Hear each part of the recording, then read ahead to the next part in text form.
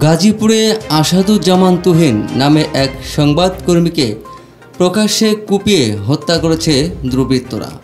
নিহত আসাদুজ্জামান তুহিন দৈনিক প্রতিদিনের কাগজ পত্রিকার গাজীপুর প্রতিনিধি হিসেবে কর্মরত ছিলেন বলে জানা গেছে।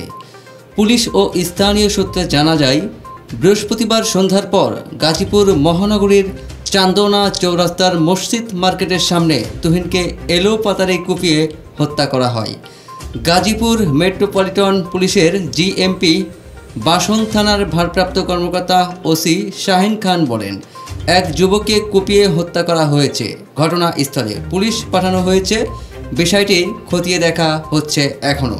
বাসন থানার এসআই জহিরুল ইসলাম বলেন, নিহত তুহিন একজন গণমাধ্যম কর্মী। তার মরদেহ উদ্ধার করে গাজীপুর শহীদ তাজউদ্দিন আহমদ মেডিকেল কলেজ হাসপাতালের মর্গে পাঠানো হয়েছে।